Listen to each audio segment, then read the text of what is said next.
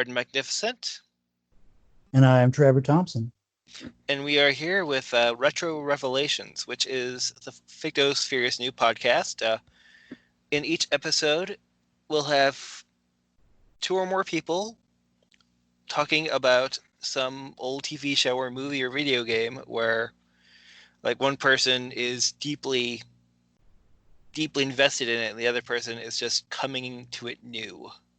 The subject of this specific podcast is going to be Mighty Morphin Power Rangers and basically the whole first 4 seasons of it, or first 4 series, I guess, because there's just a bunch of nonsense going on there. But in this case, I am the newbie, and Trevor is the quote-unquote expert on the topic. Yes, indeed, that is true. Yeah, so we're recording this during the coronavirus quarantine, which gave us plenty of time to do random things, and I chose to just start watching Power Rangers after watching the Next Mutation, which we're not going to talk about that too much. But Probably for the best.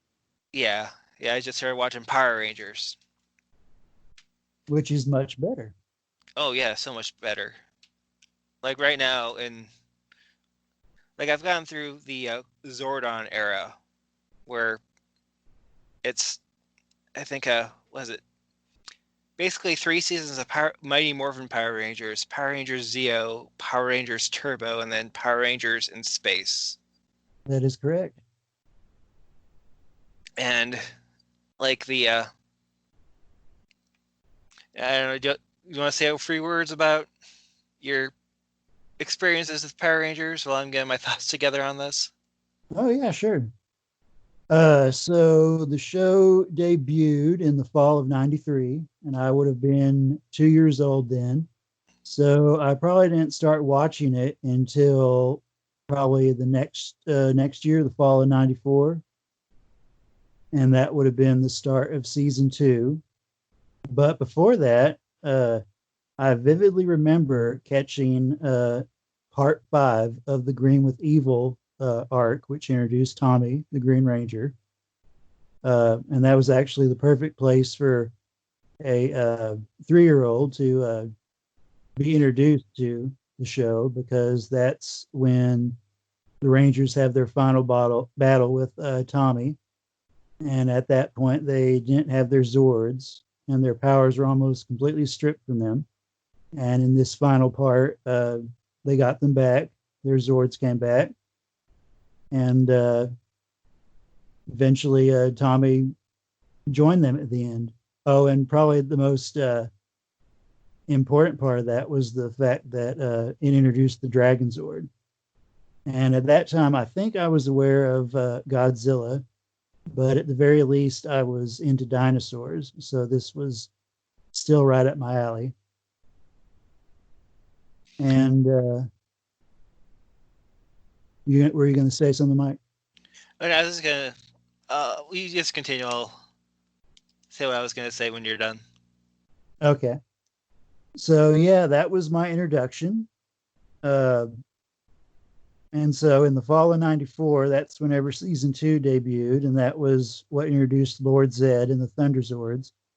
And I vividly remember that. I remember telling my parents every single thing that happened, because I was on the edge of my seat. And after that, I got a bunch of merchandise, like there was definitely action figures, because the show pretty much was made to sell toys. I believe the following year in '95 for Halloween, I was actually the Black Ranger. And I remember at the end of that little trick-or-treating spell, I was quite exhausted. I kind of vividly remember that. Let's see. I had a Goldar and Megazord vinyl coin banks, which I treated like action figures and didn't put any coins in them. I also had a notebook journal for school, I believe, that had Lord Zed and the White Ranger on it. Unfortunately, I couldn't find an image of that on Google, but I could find the coin banks. So Yeah, we'll put that yeah. up with the podcast if you want to send it over. Oh yeah. So yeah, I found the Goldar and the Megazord coin banks, and that's all I was able to find. I tried to look up the notebook or the journal, and that was a really neat piece of art on the cover. It's a shame I haven't found it yet. I'm hoping I can track it down. Yeah, I had Um, a different experience with Power Rangers as a kid. yeah. Like I was 8 when it came out, and like I liked superheroes and Godzilla and stuff, so you think it would be the kind of thing I would get into. But I only saw like maybe 6 or 7 episodes as a kid, and when I was doing my rewatch, I would get on the Facebook Messenger and I would tell Trevor, I remember this one. Hmm. And they would always be like major episodes too, for some reason. Yeah, I revisited it on Netflix back in 2015, and I was going through it, and I was like, I remember almost all the season one episodes, and at least the start of season two and three. And I think I did have a few things because it was like the big thing for kids my age. So people would get me, like I had like a coliform set and a water bottle. And that was it. Like my friends were super into it, but I just never really did until now. Well, to be fair, you know, for a little while there, it was kind of a pop culture phenomenon, and I did kind of fall off the franchise a little bit later, but we'll get to because we're talking about those seasons where I kind of fell off in my interest. But yeah, definitely it was MMPR for a good long while whenever I was a kid. Yeah, like the first, what was it, 3 seasons were Mighty Morphin and then Turbo? Or was it the No, 3 seasons of Mighty Morphin? it was the yeah, it was three for Mighty Morphin, and then it went to Zeo. And that was just like a 1 season, right? Yeah. Yeah, after Mighty Morphin, that just went 1 season for everybody. Yeah, that Zeo kind of really changed the format for the rest of the franchise pretty much to a degree. Yeah, like it's much easier to sell toys like that, I guess, if you're having new costumes and villains every season. Well, actually, it's funny you say that because they started changing up the Zords and whatnot for like season two and three, but they didn't change the core five outfits No. for a while because they thought they wouldn't be able to sell new toys, at least not yet. Yeah. The Zords were a different story, but the Ranger outfits themselves, I guess they were, well, they're probably by far the most iconic when it comes to the whole franchise. Is the Yeah. Mighty ones. Yeah, so yeah, like for so well, like my favorite of the first four is like the first half of the second season of Mighty Morphin Power Rangers and then Power Rangers in Space. I think those were the strongest of the seasons I've we're talking about right now. Mm-hmm. Well, and the sad thing was is that I guess I'll get into this now. So I completely missed Zeo. I had a couple of the action figures. I had the Super Zeo Megazord and Zeo Zord number three. I believe that was the Sphinx. That was Rocky's. And I had no idea how those two went together because I didn't know about the show.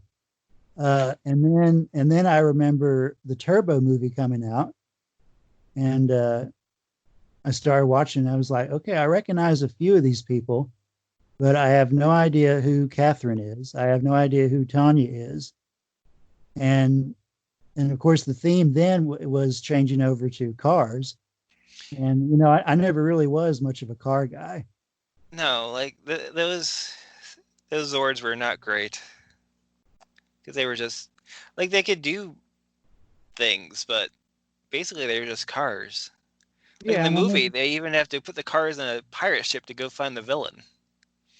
Like if you have yeah. to put your super advanced machines on a boat to get them somewhere, then maybe you should be rethinking what you're doing. Well, and that was the funny thing is that they tried to pass that off as they were more advanced than all these various robots that were based on dinosaurs and mythical creatures and or just basically animals. And then they say, "Oh, okay, cars. This is definitely the next advancement." I think even by the end of that season, though, they got away from the cars. Or at least they Well, made the cars better. yeah. Let's see. I think the Rescue Zords, which had a humanoid form, so they were basically Transformers. Yeah. And then the Blue Ranger and the Red Ranger had like flying cars. They did. I forgot what those were called, but it was like a kid friendly version of Christine, I guess you could say, because they were sentient.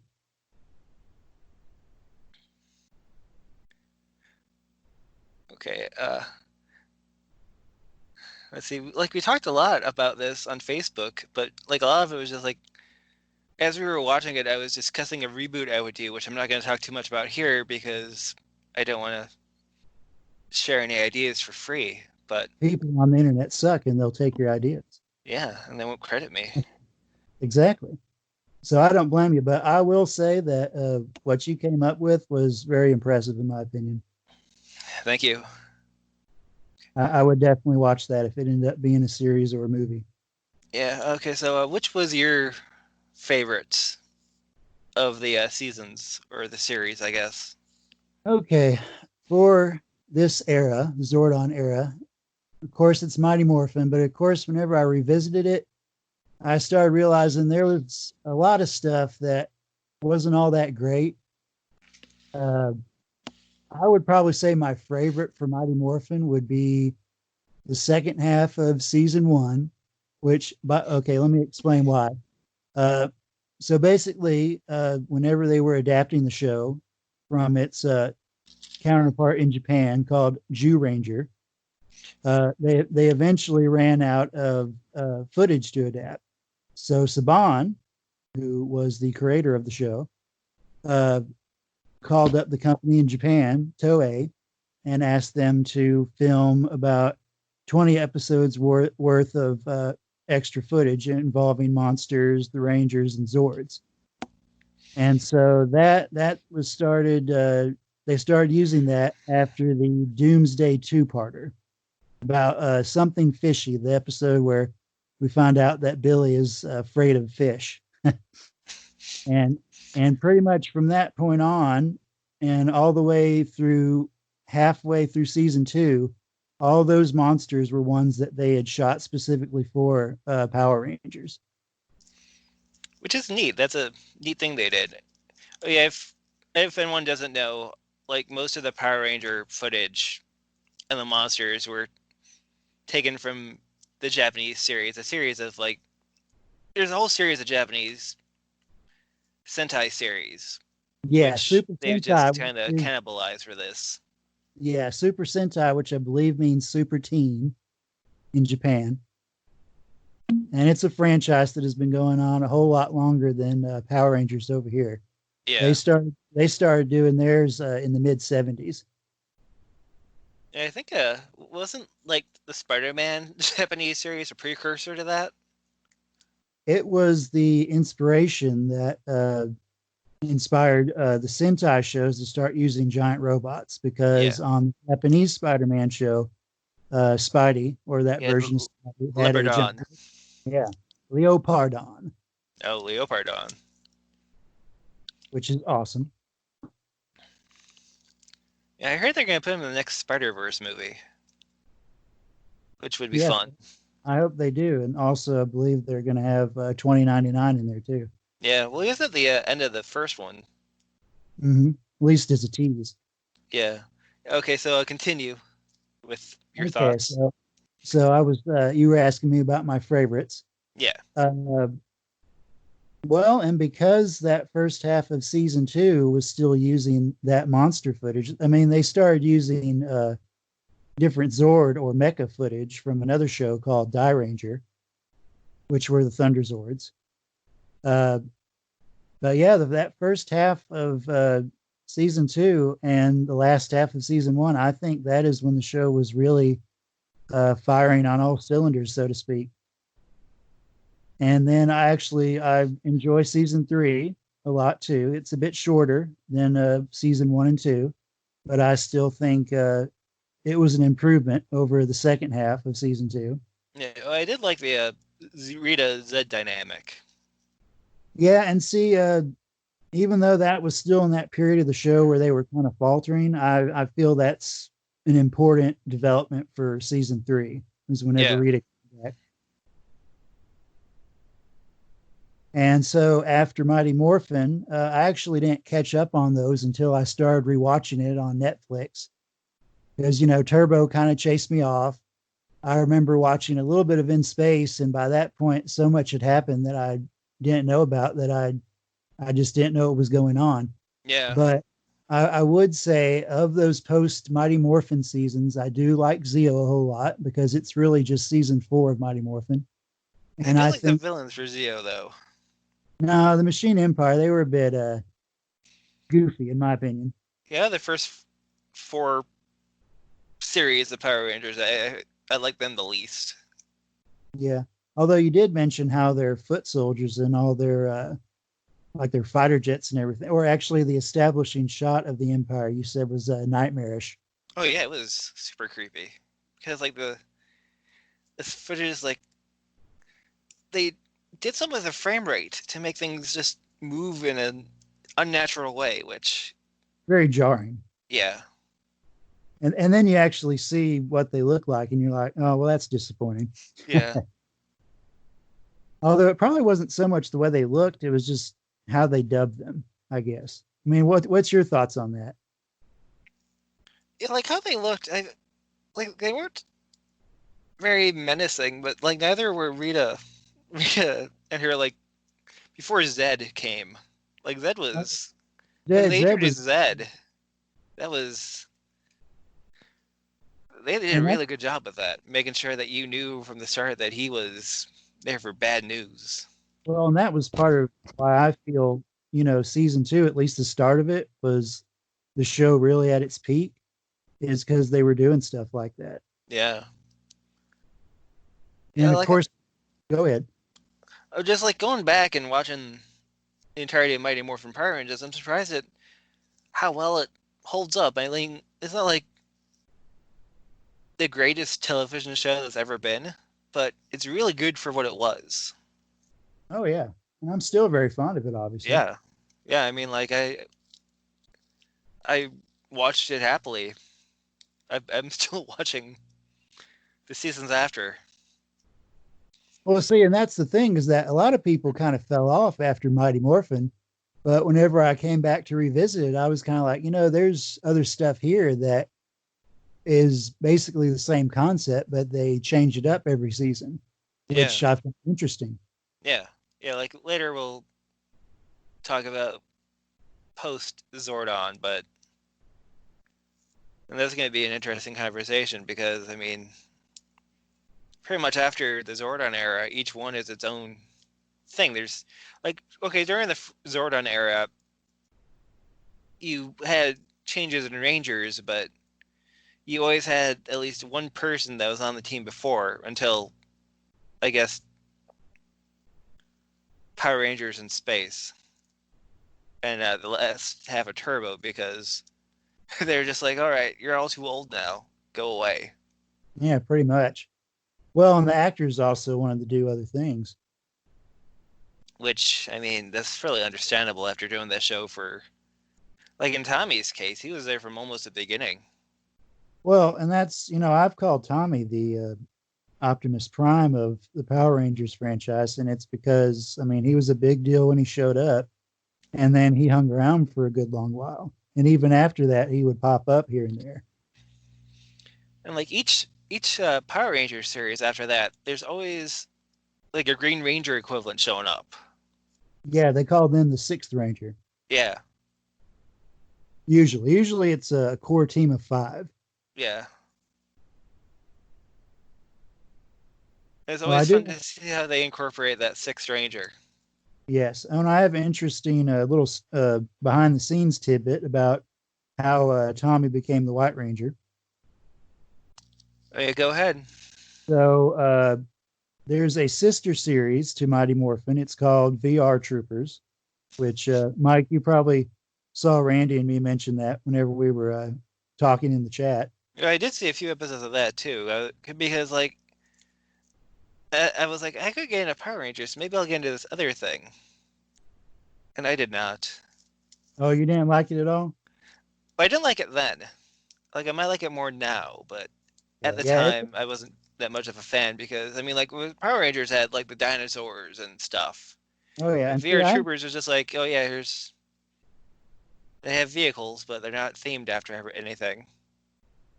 well, see, and that was adapted from an entirely different franchise in Japan. I mean, it's the same studio, Toei, Yeah. but it was their Metal Heroes franchise. And see, I didn't even know about VR Troopers whenever I was a kid. I knew about Beetleborgs, unfortunately, but and that was also a Metal Heroes adaptation.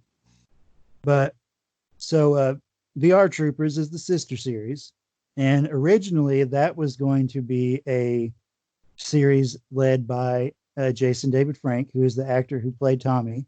He was going to be the lead of that series. It was going to be called Cybertron, major Transformers ripoff there. And Yeah, I'm surprised they won't get like sued for that. yeah, that's probably why they changed it. And his sidekick was going to be played by Jamie Kennedy. And they actually shot a pilot for that. I haven't found it. I kind of want to look it up and watch it. But so anyway, that didn't work out. Eventually, VR Troopers became its own thing, and Jason David Frank went back to Power Rangers and became the White Ranger. But before that, whenever he was going to be the lead for VR Troopers, the actor who is the lead on VR was going to be the White Ranger on Mighty Morphin until they changed it up kind of at the last minute. So that's a little interesting connection there. Yeah, and we're both aware of why they had to change a Green Ranger from the Green Ranger. Why they had to stop using him because, like in Japan, they only had so much footage of the Green Ranger because. Well, and he also in the Japanese series, Jew Ranger, he actually gets killed off whenever the green candle burns down on the original show. I mean, he's dead. He's gone. Yeah, yeah. Whereas in Power Rangers, it's just like, his powers are gone now. Except Well, they weren't gone. They kept coming oh, back. yeah. See, that was the thing is that they adapted the stuff they had, and then they didn't realize that Tommy was going to be as popular as he was. So they found ways to bring him back. And see, that's also part of the reason why there was that specific footage shot for the show that in those additional 20 episodes was because we need to bring back Tommy. And they did. And then eventually, whenever they ran out of that and they were starting to adapt the Die Ranger stuff, they thought, hey, let's take this White Ranger costume and make this the new Ranger. And one thing I did notice about Mighty Morphin is that, like, every other villain could send the Rangers to another dimension. But every time it happened, Zordon and Alpha were always, like, so confused. They're like, oh no, this monster sent them to another dimension. What are we going to do? Which is funny because Zordon is supposed to be an interdimensional being. Yeah, they kept on flip-flopping on that. Like, sometimes it was like, oh yeah, I'm from somewhere else, and this is just how I'm getting here. This is just like, I'm basically doing a Skype call with you, Power Rangers. But Yeah. other times it was like, oh no, he's actually in that tube. I think that was probably had something to do with there was a bit of making it up as they went along. I Yeah. mean, they kind of ironed it out as they got into their stride. But Yeah. yeah, you can definitely tell they were throwing stuff at the wall and seeing what sticked or stuck. Excuse me. Yeah, whatever. Like I'd say we're not English majors, but we kind of are. Well, I don't know about you, but I have an associate's degree in English. How Yeah, about I have a that? degree in creative writing for entertainment, so There you go. like we both should know how to use words well, but But more importantly, the Lord. So yeah. Oh yeah, yeah. Yeah, like one of the surprising things I found about those first 4 seasons was how much I started to like Bulk and Skull. Yeah, and I found out that there were some people who actually watched the show for them. Like I wouldn't go that far, but like after a little while, like they just start like the first season, they're kind of one note. Yeah, the comic relief. Yeah, and it's always the same kind of comedy too. Like Bulk gets hit in the face with food, or his pants come off or something. So hilarious, you know. But then like after that, they started adding depth to them. And like by the end of In Space, it's like, oh wow, I really hope Bulk and Skull continue to be part of the show. Oh, they definitely developed as they went along. Yeah. And they were the only two characters to actually be on the show for the entire first four seasons, too. Well, yeah, and that's definitely what kind of also defines this particular era is, I mean, their inclusion. Yeah, because they were in Lost Galaxy, but only a very little bit. Mostly Bulk, but Yeah. I do believe Skull popped up at least once. Yeah, he was in the first episode. They Yeah. forgot him on Earth. Hmm. When we talk about Of Lost course. Galaxy, I have a lot to say about all that. Oh, yeah. Well, after this, we could probably just do the next four seasons because that would definitely fit. Yeah.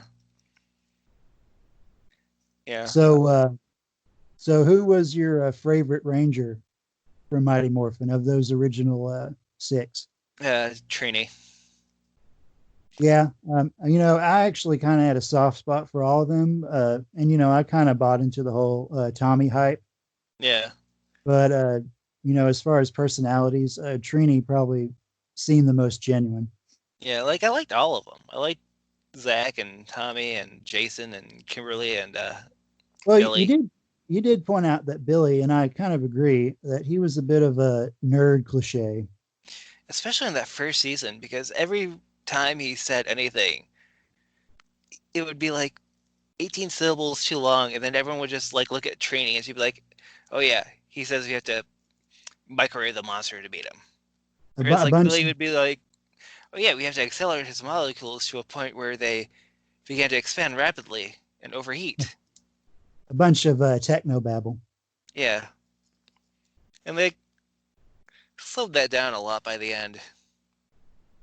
Oh yeah, definitely. I mean, by the end of season three, I mean he wasn't wearing his glasses anymore, and I believe he used to wear overalls a whole bunch. And by the end of or by the third season at least, he wasn't doing that anymore. Yeah, the overalls were really stupid too, but like they always were putting people in overalls. Like Yeah, it wasn't just Billy. I think everyone at one point wore overalls. yeah, it was one of those '90s style trends, I do believe. I guess. Like looking back, it's just really dumb. Yeah, Like, it's not a good look for anyone, I think. no, and see, I mean, some people kind of hold, I guess, some stereotypes against the show. I mean, there's like a controversy about how Zach is black and also the Black Ranger, and then you know Trini is Asian and the Yellow Ranger. See, I never really thought about that. Neither did I. I think that's one of those things where like no one was really thinking that. It was just kind of one of those things that happened. But I did Well, notice that all in the other seasons that well, for one, they just abolished the Black Ranger entirely and replaced it with the Green Ranger. pretty much. But then like for any kind of anything like that, they would make sure that like Cassie came along later, and I liked her too, but she was a Pink Ranger when she showed Hmm. up. Hmm. Oh, I did Well, like and how. Oh, you go first. oh, you mentioned about how they got rid of the Black Ranger. With the Sentais, they kind of had this thing where they would switch off for a while. The team would have either a Black Ranger or a Green Ranger, and so that meant that the sixth Ranger would be, you know, like some other color, obviously. Yeah, But and then eventually in later Sentais and then later Power Ranger seasons, they actually did have both a Black and Green Ranger on the team. yeah. I think I remember someone mentioning that like eventually Tommy comes back and he's like a Black Ranger or He is, something. yes, indeed. That was Dino Thunder. Yeah, I have a long way to get to that. Oh well, at the rate you're going, you'll probably be there in no time. Oh yeah. Yeah, but yeah, when they would replace the Rangers, I liked how overtly they would introduce the new Rangers. Yes, yes, Like you would know full well who the new Ranger was going to. Like once you knew that new Rangers were a thing that happened, yeah. you would. Well, like in season two, whenever they were trying to build mystery around the White Ranger, they had several red herring characters. Like they had Richie, who was supposed to be this potential love interest for Trini. I didn't They like had him. no, yeah, he was, uh, yeah, he didn't make an impression. And He made a bad there was that, impression. yeah, yeah. There was Zach's cousin, and there was one other person too. There for a little while, they were teasing, and they also did that in Zeo with before they introduced the Gold Ranger for a I little think they while. did a lot better in Zeo than they did in Mighty Morphin, but maybe that's only because I knew right off the bat that the White Ranger was supposed to be Tommy. Yeah, So it yeah, wasn't like looking back, it wasn't a surprise. But like with Zeo, they did a good job of it. But then they actually that was how Zeo was the Gold Ranger.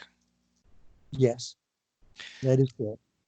Like they unmasked him, and it was funny because it was no one we knew. Yeah, that definitely threw a wrench in the works, I guess you'd say. Like I was watching it, like I had seen on a wiki that Jason was coming back, and I think you mentioned it too. But then they unmasked him, and it was this tray of Treforia, and it was like, who? Yeah, I felt that was kind of building on what they kind of introduced with the Alien Rangers, Yeah. which was kind of neat. And then what did Turbo have? Turbo had In terms of like the special characters, yeah, Turbo. Who was the sixth ranger for Turbo? I don't think they really had one. There was a character, I forgot his name in Japan, but they ended up calling him the Phantom Ranger uh, here in the States, but wasn't actually a ranger on the original show. And then Oh there yeah, were, go ahead. oh yeah, and they never really revealed who the Phantom Ranger actually was. Well, there was a theory, at least in the fan community, that Billy might have been the Phantom Ranger. And I forgot the exact reasonings for that, but I thought that was kind of cool. Yeah, I think I did read about that. Like he used machinery to replicate like the morphin powers, but it only had like a specific amount of charge to it, so that's why he Yeah, would always leave. And then in space, it was a Silver Ranger, which yeah, was just like some completely new guy, which was whatever. yeah. Well, I Like mean, he was fine, but the Red Ranger in that show was also a completely new guy. yeah. Well, it had to be because like the old Red Ranger was a Blue Ranger. Wait, no, yeah, the old Red Ranger was the Red Ranger from Turbo. Like all the Turbo characters except for one went to in space, and the Red Ranger became the Blue Ranger. Yes. So yeah, pretty much Justin, who wasn't received very well by the fans, whenever he left the show, that's probably why the whole dynamic changed and why they introduced a new character for the Red Ranger. Thank God. I didn't like Justin either. From like I saw the movie, I watched the movie before the series, and Justin showed up, and it's like, oh no. You know what's funny is that when I actually sat and watched Turbo the whole way through, I don't think it's quite as bad as everybody says, but I would still consider it the least of this particular era. Yeah. Like I don't like the villains. I like the villains in Turbo more than I like the villains in Zeo, at least. Oh yes, Diva Talks and her intergalactic pirates. Like her henchmen weren't that great, but she was fine. Yeah. And did you know that she was played by two different actresses? Yeah, from in the movie she was one, and then in the show she was someone else. Yeah. Let me read. I brought up the Wikipedia for a second. Yeah, Let didn't me she read. get pregnant or something? Yes. Let's see. Diva Talks was portrayed by Hilary Shepard Turner for the movie and the last 20 episodes of Turbo and 5 episodes of In Space. For the first 25 episodes of Turbo, while Turner was on maternity leave, she was portrayed by Carol Hoyt, who also played Demetria, who was the Zordon replacement for Turbo. Yeah, I think like Turbo introduced a bunch of mysteries that they never got a chance to resolve, like the Demetria thing. Yeah. Like both her and Divatox were pretty heavily hinted to be each other's sisters. Yes. Well, and that's because the actress that they had for a little bit played both parts. Yeah, but then they never like resolved that. That and the No, Phantom Ranger thing were. well, see, I think they were trying to do because you see, Car Ranger, very inventive name there, huh? Uh, Car Ranger was a comedy in Japan, so they had to figure out a way to adapt the season for Power Rangers in a way that was not overly comedic. So, I mean, that's probably why they had all these different mysteries, is because they were trying to do the best they could with material that wasn't, you know, very, very serious. Yeah, and I think the season got cut short by a few episodes. So maybe if Mhm. they had those extra few episodes, they would have been able to resolve all the stuff like the Phantom Ranger and the sister thing, Well, and it's also worth noting that Turbo is the season that almost killed the entire franchise. which is fully understandable. I mean, Yeah. like the Zords were boring, and Justin was there. Like in the movie, they had this little lizard guy who was terrible, and I was dreading it. I was like, oh no, is he gonna be like a thing now? Well, he popped up briefly on the actual season. I mean, Yeah, like right at the he start. was in one episode. Yeah, yeah. Like he showed up for one episode and like sent Zordon and Alpha 5 away. And then Alpha 5 was replaced by Alpha 6, and Alpha 6 was terrible in Turbo. Yes. They were like gangster or something. Like, Can't yeah, remember. like a really bad Brooklyn accent. Yeah. Which I guess is funny to some people. To some people, same people who thought Next Mutation was funny. Yeah, see, and the funny thing, I mean, I think we've mentioned that like twice, is that regardless of how bad Turbo was, it was still better than the Next Mutation. Yeah. I mean, it's not a high bar to clear, but still. Which, for those who are listening who don't know, that was the Teenage Mutant Ninja Turtles show by Saban. Okay, we'll segue to yeah, Next Mutation is okay. It was like we did an article about the Fictosphere a little while ago, but the basics are that they were trying to follow up on the success of the cartoon series and movies, but they chose not to use pretty much any of the elements from either of those, except for the turtles. Like Shredder was Yes. in 3 episodes. April O'Neil and Casey Jones were in none of them. And like the villains were fine, but the whole thing they just tried to make it a comedy. Yeah. But it's like the broad kind of comedy, like the really dreadful Bulk and Skull kind of stuff. And anything that wasn't comedic, they would always put in like some weird, stupid sound effect to undermine any kind of drama that was going on. And that kind of stuff definitely wears out its welcome pretty fast. Oh yeah, and they made 26 episodes of that. Like the Next Mutation Turtles showed up on Power Rangers in space, and they were a lot more tolerable there. No, it's probably because it was a better show. Oh yeah, much better show. Yeah, I did like how in space it seemed to have like a handle and everything. How like the mythology worked and how every character connected to each other and everything. Well, and that season was also the first one Power Rangers related that actually kind of it started to take a slightly more serious tone. Yeah, I mean, it was still definitely for kids, but yeah, I mean, there was definite development. It's like it grew with its audience if they stuck around after Mighty Morphin. yeah. Like Mighty Morphin and even the other, even Turbo and Zeo, they like none of it got to like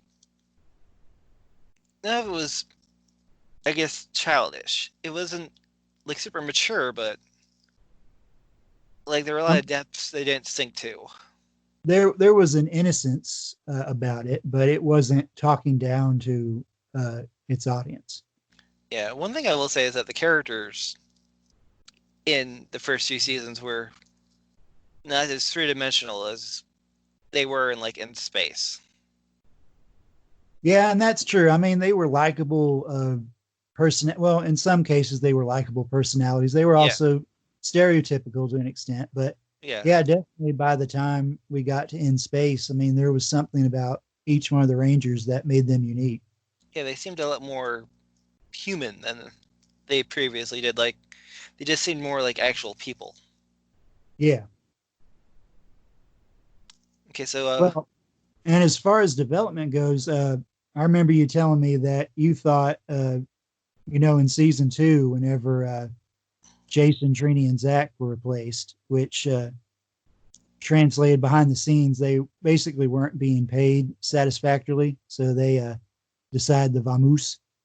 So they basically had to find some replacements really fast, and in my opinion, it really shows. That's why the second half of season two is very bumpy, in my opinion.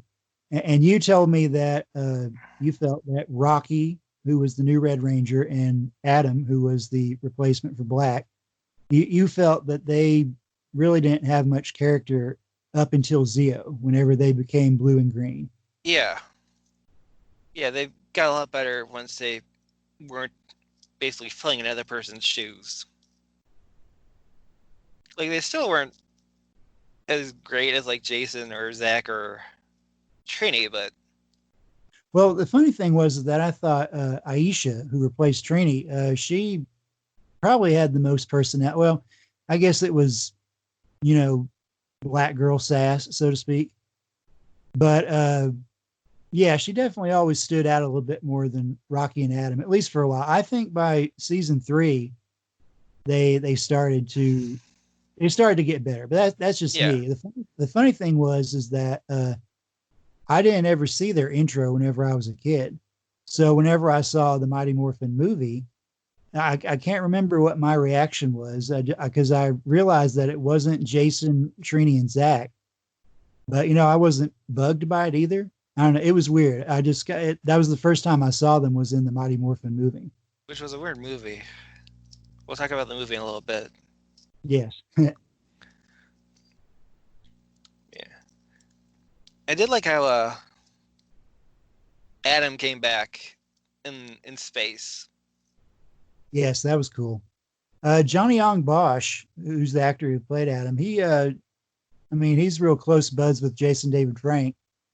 But he definitely made his lasting impact on at least for the Zordon era, or maybe just the franchise in general, in my opinion. Yeah, he also had like another like in Turbo, Rocky left because they replaced him with Justin, Injured, which is I like believe. what? He got injured, I believe. Yeah, on the show he got injured. Yeah. I don't know if in real life. I think in real life it's just like I'm done with this. Yeah, there was definitely a point where several of the actors were like, okay, this was good for a while, and now I want to try and do other things. Yeah, yeah. I don't think many of them actually did anything after Power Rangers. Well, and that's the funny thing is that most of them are known for whatever season or show they were on. And thankfully, a lot of them have been receptive to the fans whenever they do cons and whatnot. You kind of have to be. Well, I mean, yeah, because that's what you're known for. That's pretty much the only reason you're famous to some people. Yeah, So you should respect that. yeah. So who was your least favorite Ranger, and why was it Justin? Well, Randy, our friend Randy, he said that he didn't want to watch kids who had better lives than we did. He wanted to watch teens who would become adults that we would want to aspire to. And I think that probably has something to do with it. But I think whenever you have kid characters all too often, it's just like the people who are making whatever you're watching, whether it's a show or a movie, it's like they're talking down to you. Yeah, Yeah, I also didn't like how like his main character thing was that his father was gone, and despite that he was like super smart and everything. So it was like, here's a kid character, but he's not a kid like you. He's better than you in every single way. Yeah, and people don't really want to watch that. No, Or like even in the Netflix description, like they refer to him as like the Power Rangers sidekick. yeah,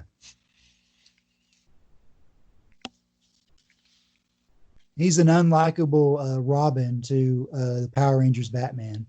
Yeah, he's like cousin Oliver from the Brady Bunch, just Yeah, coming in and like ruining everything. there you He's go. Poochie. That's a good reference. There we go. He's a character that no one wanted. Like his main appearance in space, like he showed up once in space to like kind of close off his character arc, and I think he was, excuse me, tolerable in that Hmm. because in space just made like everything from Turbo just a little bit better. I think. Yeah, I agree. And to an extent, it kind of makes me wish they had just found a way to jump from Zeo to in space. I think they kind of need that growing period though, Turbo, to show them what not to do anymore.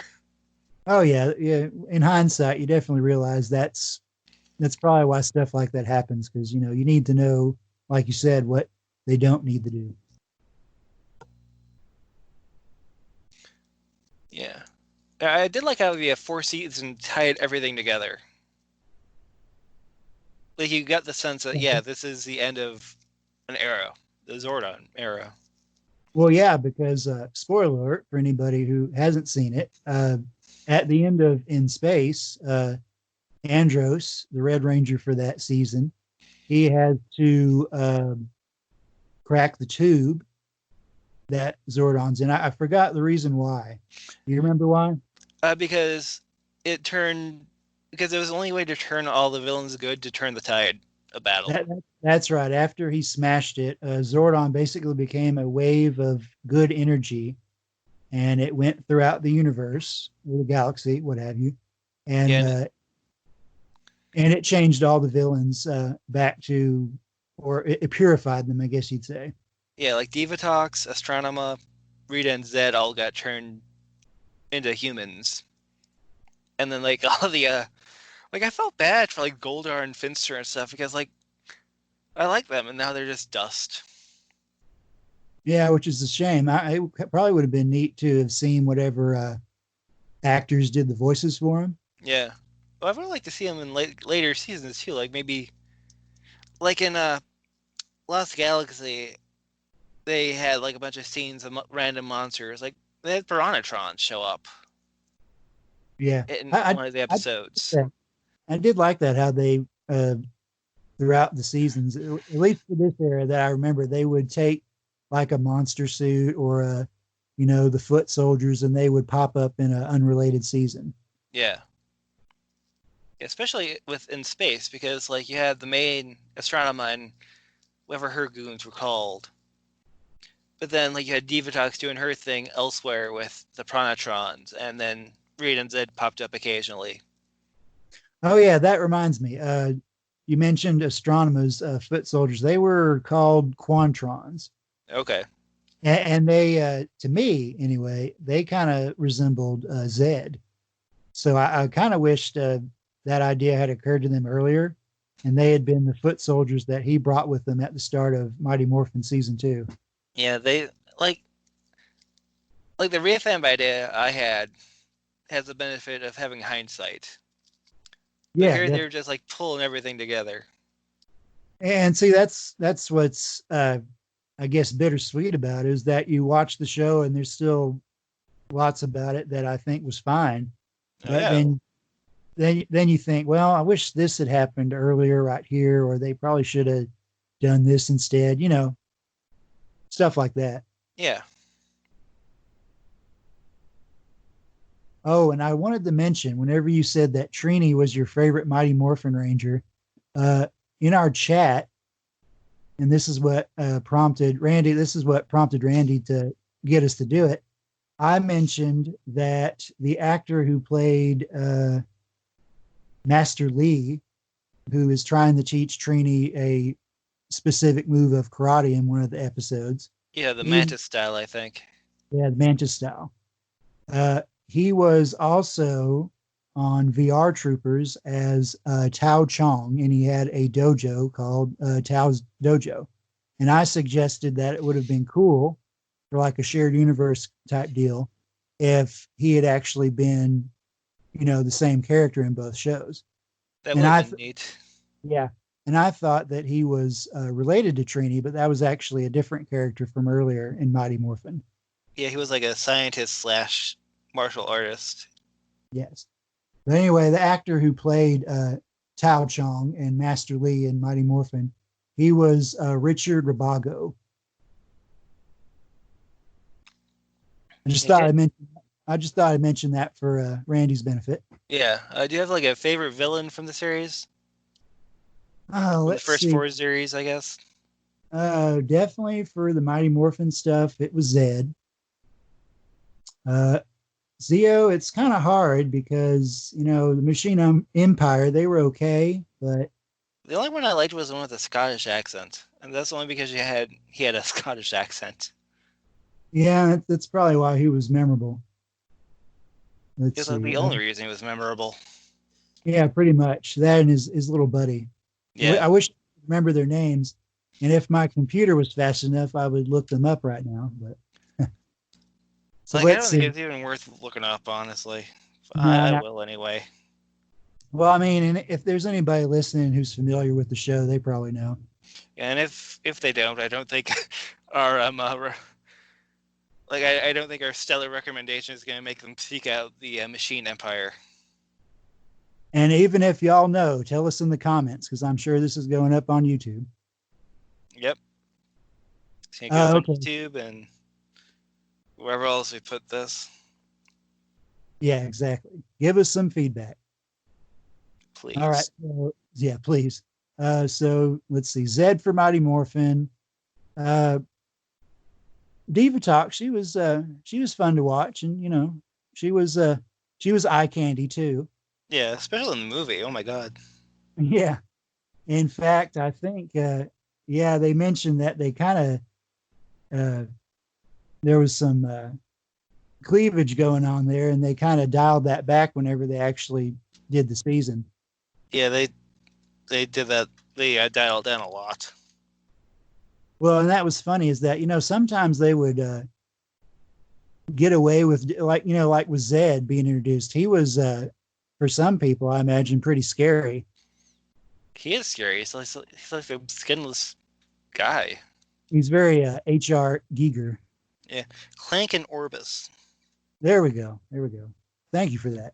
Yeah, and like, okay, one thing about the Turbo that I really don't like is like the main King Mondo Yeah. was like destroyed at one point. He came back. No one cares. But for a little while, he was replaced by a villain called Louis Kaboom. Oh yeah, I almost Like forgot about. for several episodes, a character named Louis Kaboom was the main villain of a TV series. Crazy, right? It's just One of like those things. yeah. One of those things that happened that, yeah, can't believe it. So, okay, let me see. Actually, you know what? It was probably Zed and Astronomer are probably my favorite villains from this era. I'd have to agree. I mean, like that just had that menace to him, and then Astronomer was actually an interesting character in Oh her own yes, right. yeah, especially the connection that she had with Andros, the Red Ranger from In Space. Yeah, like she was one of the first villains. I think the first villain that you watched and were like, oh, I kind of hope that she becomes not evil at some point. Well, I mean, aside from, I guess, to an extent, Tommy, but he was a Ranger, so he was pretty much guaranteed to become good at some point. We all knew what was going to happen with Tommy the first time he showed up. Oh yeah.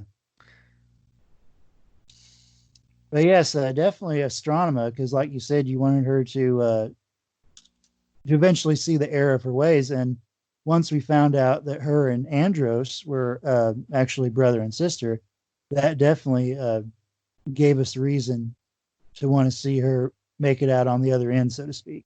Yeah.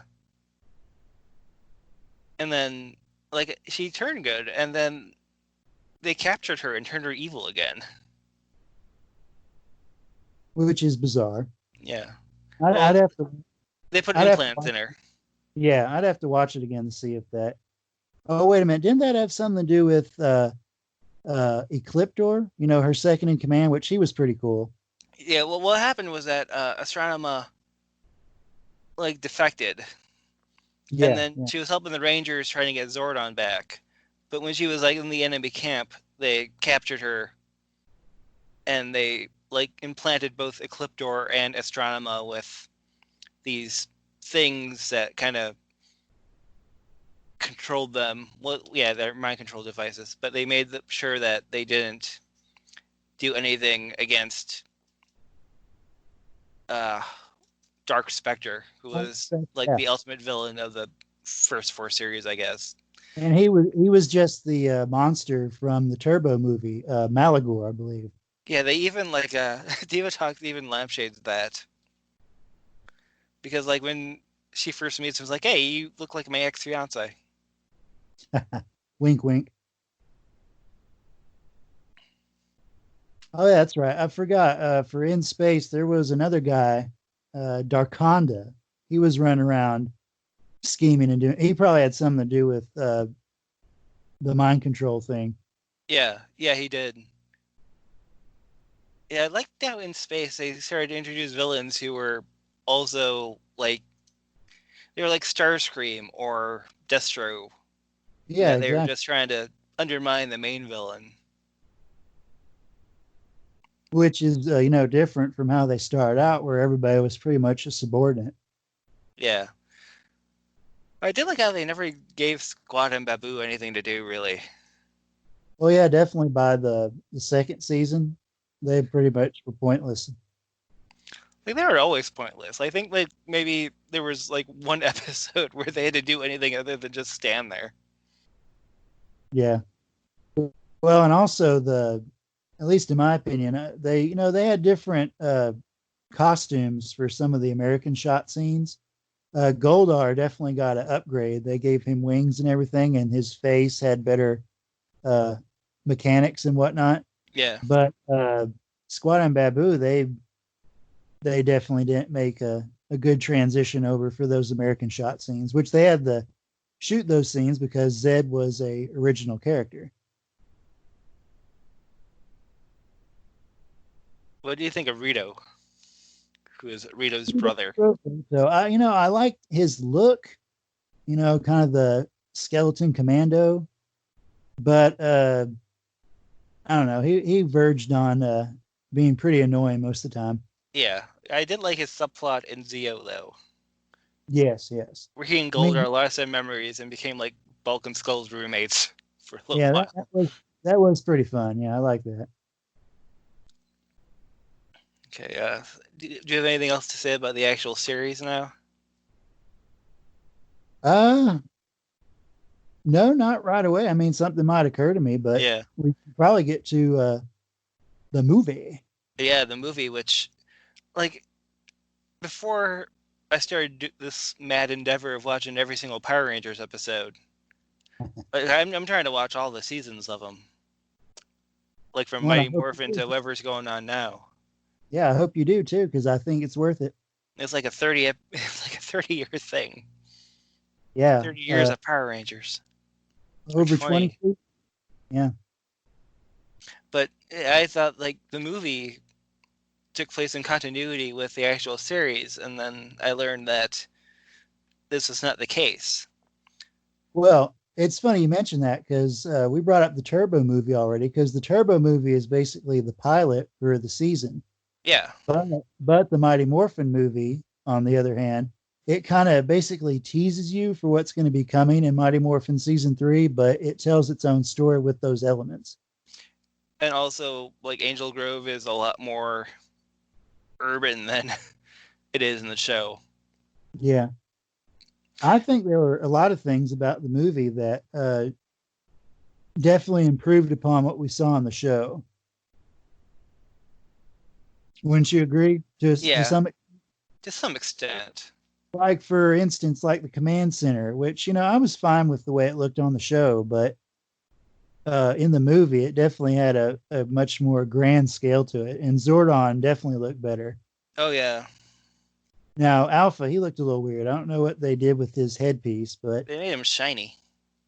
yeah, he was shiny, but there was something about they slightly redesigned him where his head wasn't quite as it looked a bit more compact, at least to me.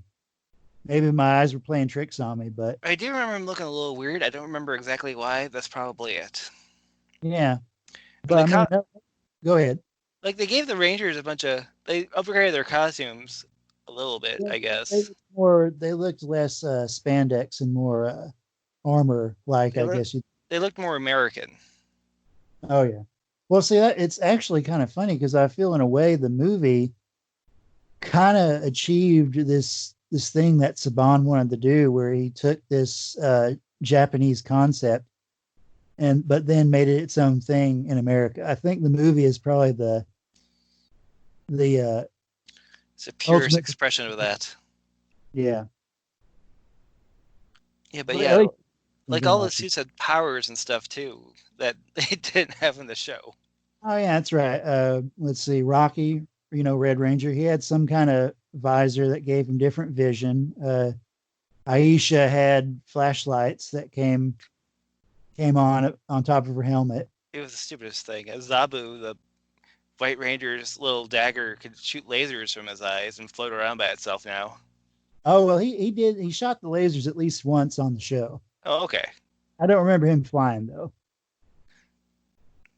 Oh, and Kimberly had like a whip thing, which I mean that was kind of cool. Yeah, Some neat little embellishments here and there. yeah. And like Ernie's juice bar was like some outdoor stand now. Oh yeah, that's right. I almost completely forgot about that. I didn't realize that was actually supposed to be that until you pointed that out. Yeah. Like they mention it's Ernie's juice bar. And like they go there and it's like, wait, This this isn't what I remember. at least Bulk and Skull were in it, and they actually got to do like something heroic. Oh yeah. Actually, to be honest, the whole subplot with oh well, maybe we should mention Ivan Ooze first. Oh yeah, yeah. The movie it has Reed and Zed in it, and also Goldar and Mordant, who's like this pig guy who, when I first saw him, he threw me for a loop because he's never been in anything else. Yeah. And there's like an early script that explained that he's Goldar's cousin who was visiting for the summer or something.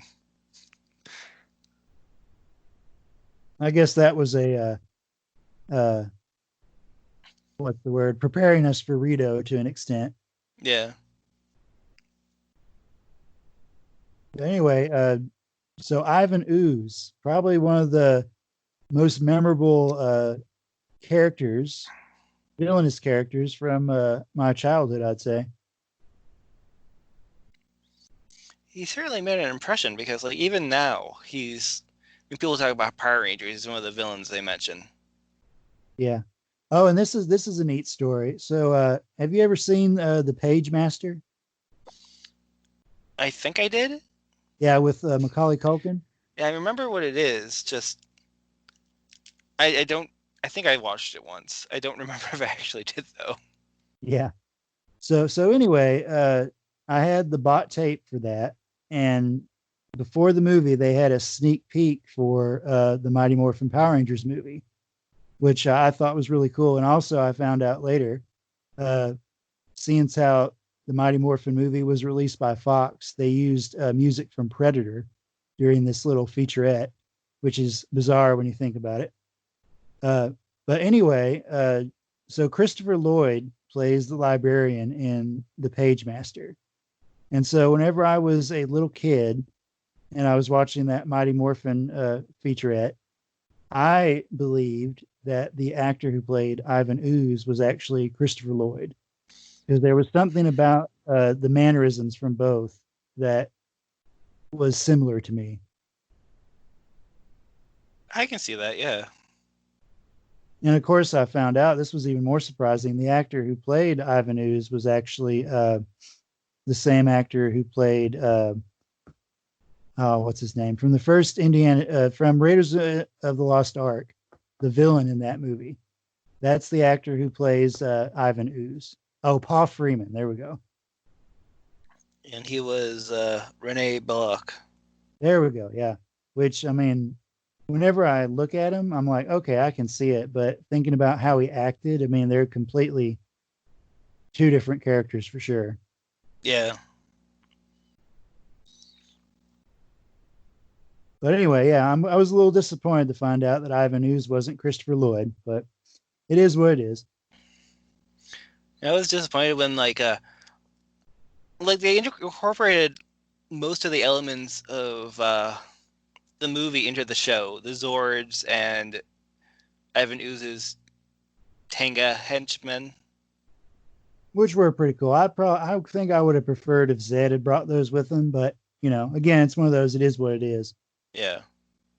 Oh, and Uh, that reminds me. That reminds me about the Ooze thing. Is that basically his whole plot that he enacts in the movie, at least with his workforce to dig up his Zords of sorts.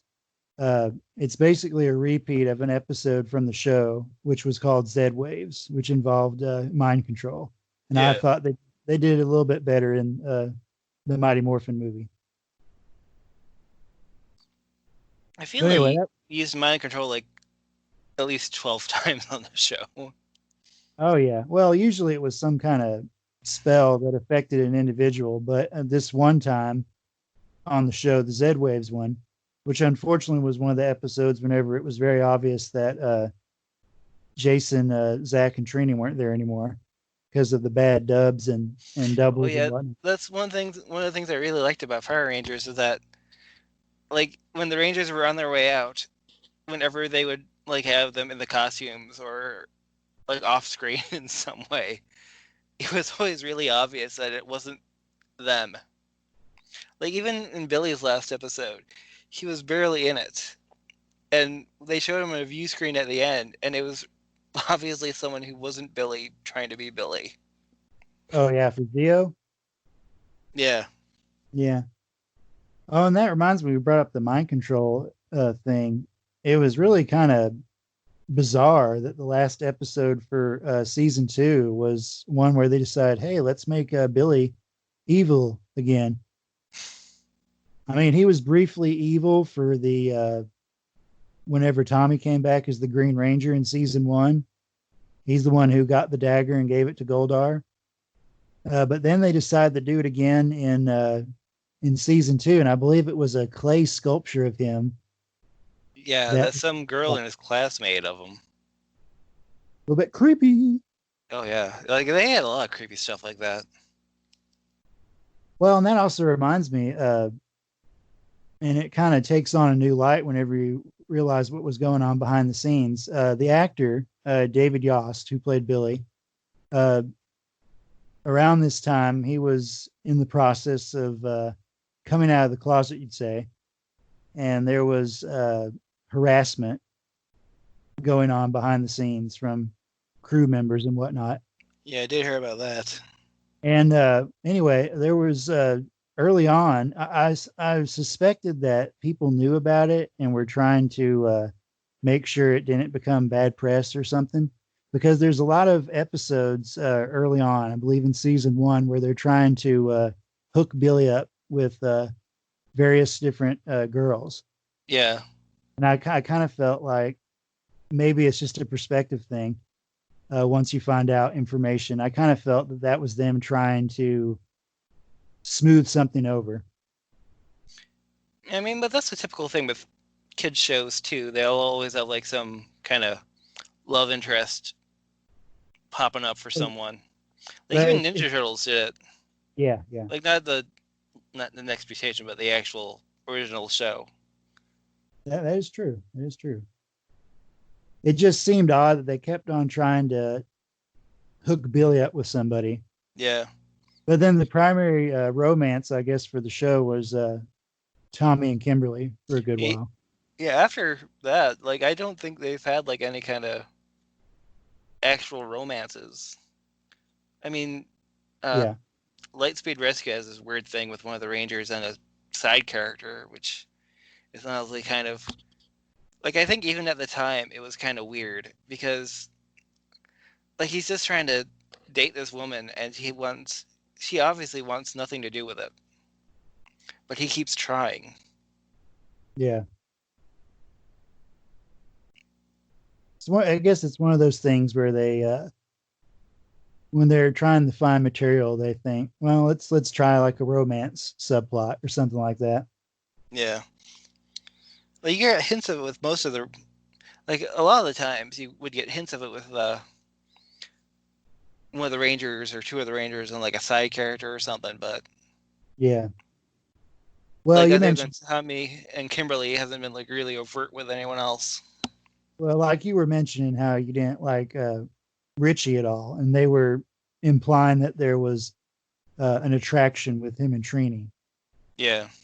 for a little bit. And like they heavily implied that Kat and Tommy were gonna have something going on, but they never Uh, really followed up with that. I believe there's an episode in Zeo, a holiday episode, which jumps to the future, and Tommy and Kat are actually married. Yeah, I do remember that, but like other Yeah. than that, I mean, she was basically the replacement for Kimberly in more ways than one.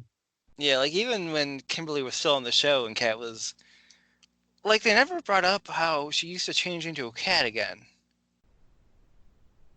Like the whole cat thing, I like Kat's whole thing was that was she obviously later on they decided that she was a human who got turned into a cat or something.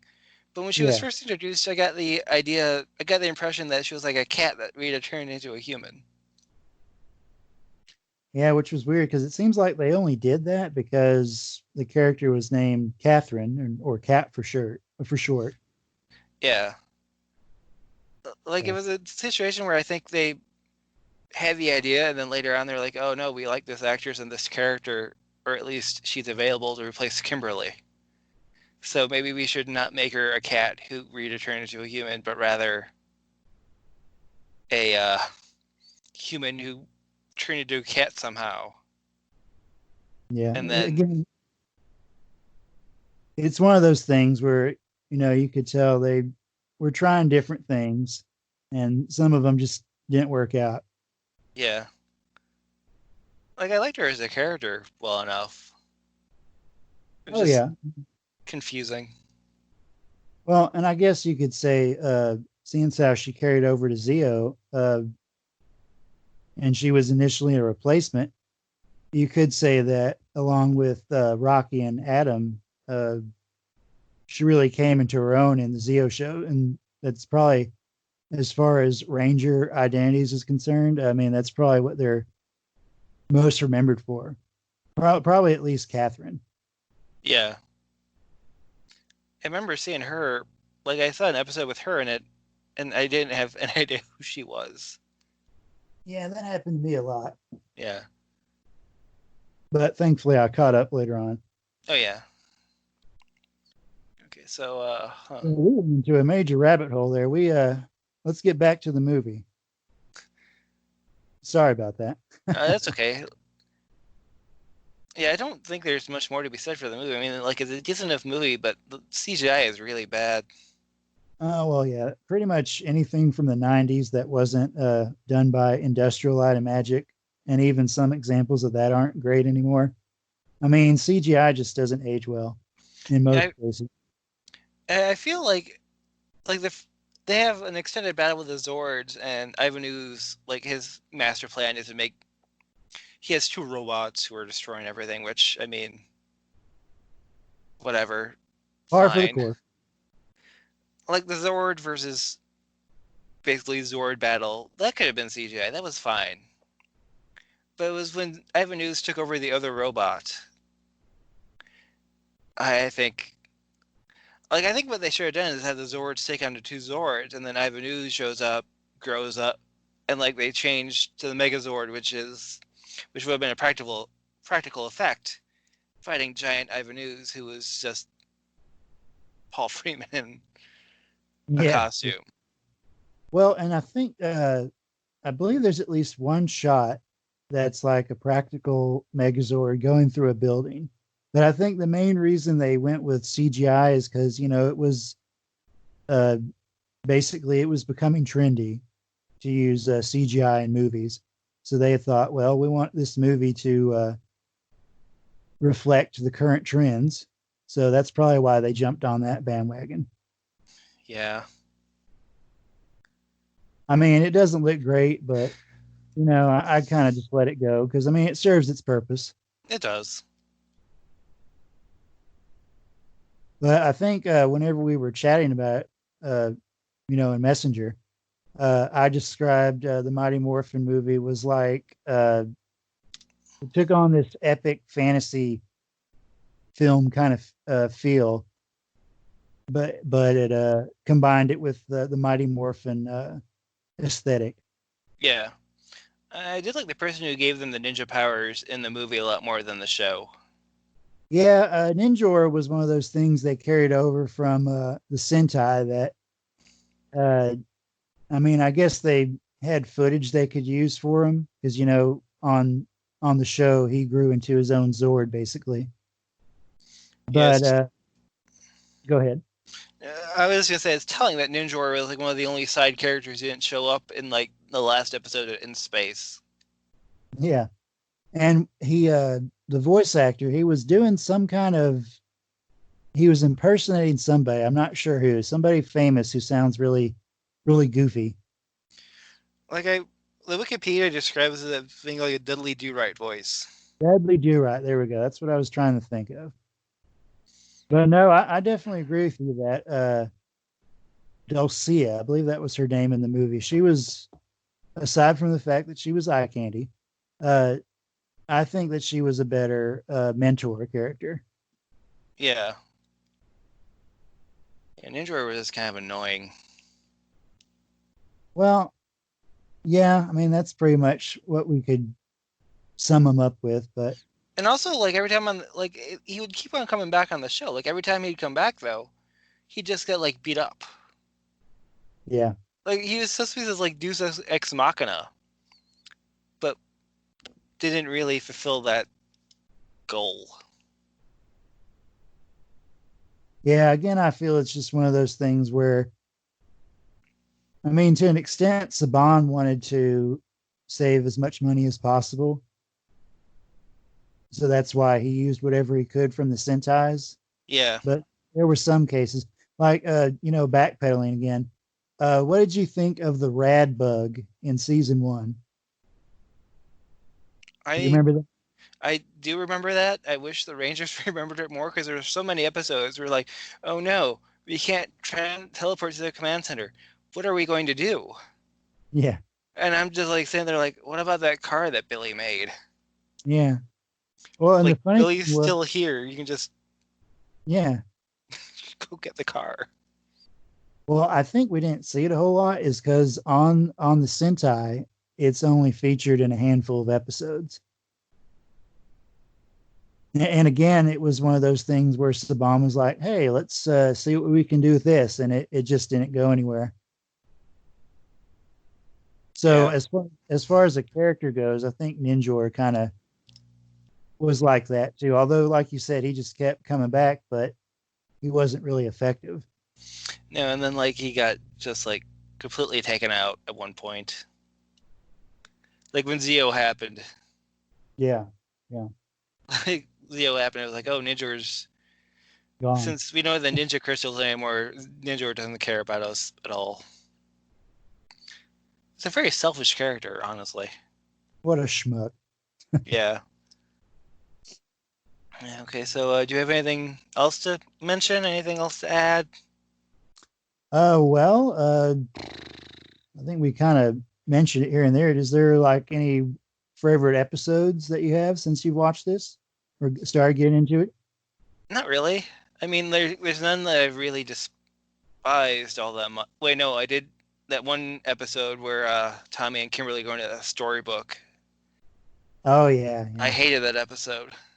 I also didn't really care for the one in season 3, which was a Christmas one.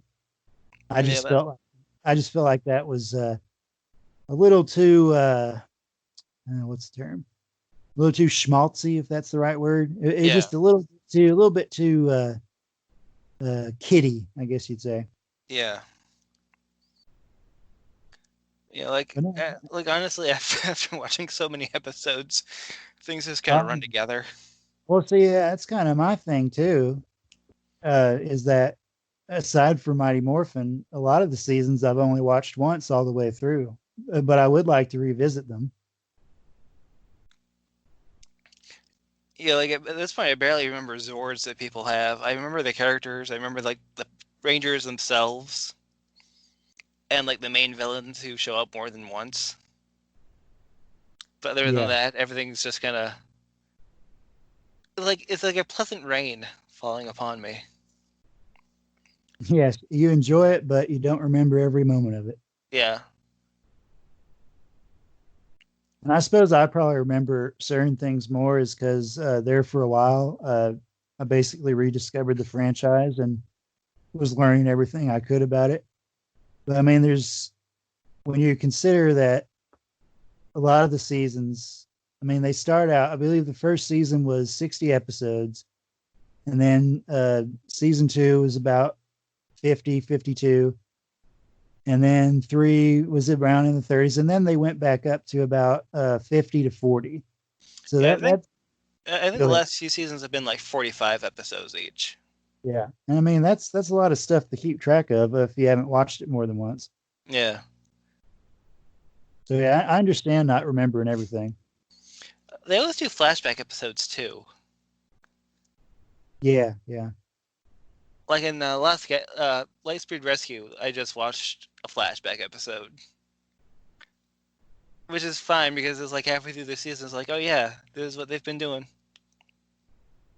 Well, yeah. And with the Sentais, and also this happens with a bunch of Japanese shows, or maybe just shows in general, there's eventually a point where they got to do a clip show because they don't have any new material at that time. So they figure, well, let's just do a thing that catches everybody up.